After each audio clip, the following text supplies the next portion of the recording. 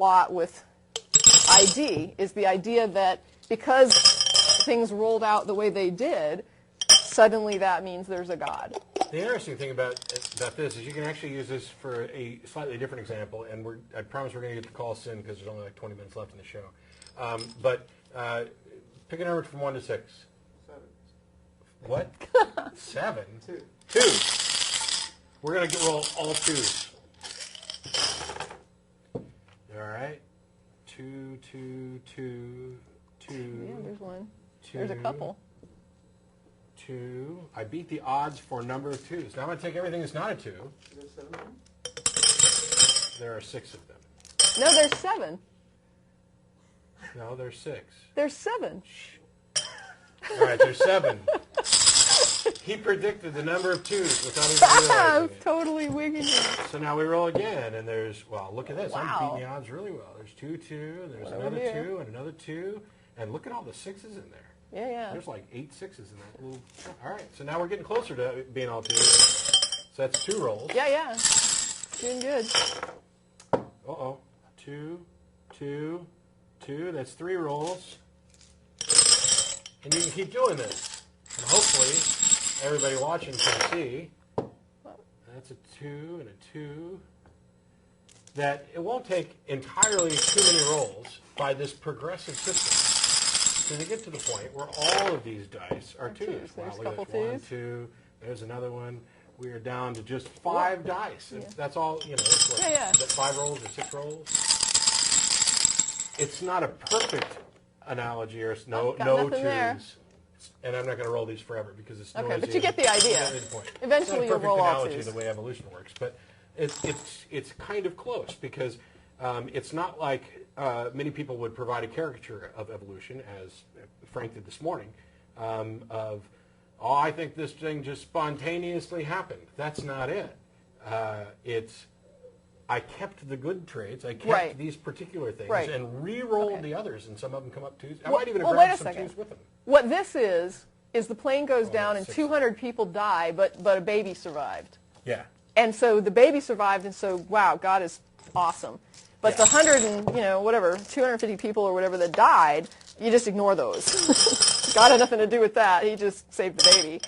But those dead people, that's what happens. The thing here now is we're going to take one, and I'll hurry this up because it doesn't take too long. And we're going to take, which one had the supernatural die? The one by the closest to the mug. Okay. Sorry. So we're going to take the supernatural transcendent die, and everyone in this room is going to think really hard to ask the supernatural transcendent die to influence the roll of this dice. Okay. I got one die in my hand, and you're going to pick a number, and we're going to see if the transcendent die do it. 2.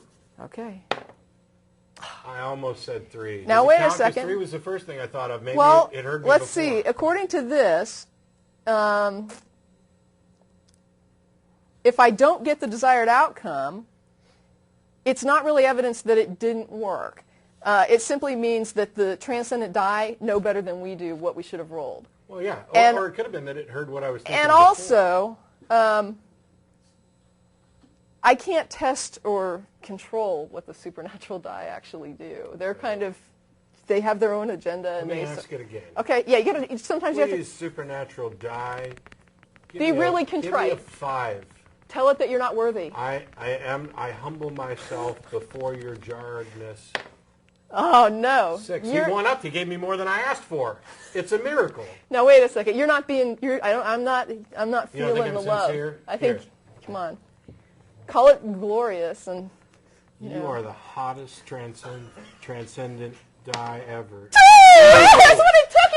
It's female. It's a goddess. You have to flatter it. It's which a curiously goddess. seems to be what happens Okay. with a lot of religions. You Right. have to get into sycophantic. So that's the thing. If you really, really want it, and it really is what's best for you, and you keep asking the transcendent die, you will get the thing that's best. It might not be what you think, and it might take a couple of, attempts, and you might have to ask and ask, but you'll get what you're asking for if it's the right thing for you.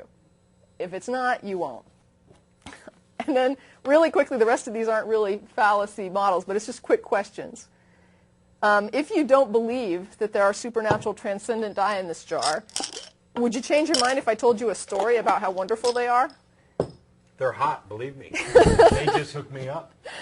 What if I relayed to you that other people believe that there are supernatural dye in this jar? Does that change what's in the jar? No.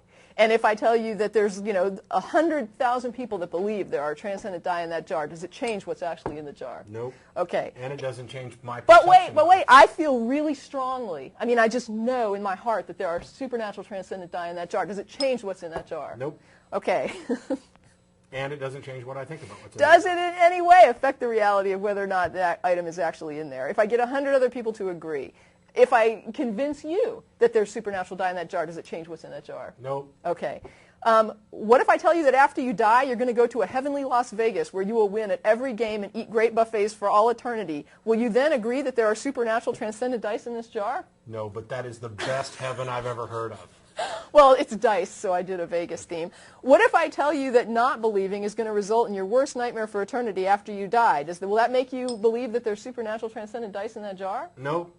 Would it change the fact that there are or are not supernatural transcendent dice in that jar? Nope. What if I point out that you don't know everything? Does that make you believe there's supernatural transcendent dice in that jar? No. What if I accuse you of being closed-minded? Does that make you believe there's supernatural transcendent dice in that jar? No. What if I tell you that only bad people don't believe in the supernatural dice? Are you convinced now? I'm bad to the bone, and no. If I could do something that you couldn't explain, and I say it's because the supernatural transcendent die gave me the power to do it, are you going to believe that there's something in that jar? Nope. And if I could do something that was really wild and hard to explain or even impossible to explain, and I believed it was because supernatural transcendent die in that jar gave me the power, does that change the fact of what is or is not in that jar? Absolutely not. Okay. And I think that's all of it. Sweet. And if anybody has other things, if you want to think of things that you can do with these and want to write in and let me know what else you can do with the fallacy model, I'm open because I think it's kind of an interesting model. And by the way, I've patented this. No one else is allowed to sell supernatural transcendent jars of supernatural transcendent items without giving me royalties. I'm going to say feel free to use this model and let me know if you But think you that can't sell if the you can jar. think of other arguments or counter apologetics that can be demonstrated with this model. Let me know. You can sell the jars for the price of the jars. You can't mark them up because they contain supernatural transcendent items. Okay. Even really nice ones. I'm just saying. Okay, that's all I got.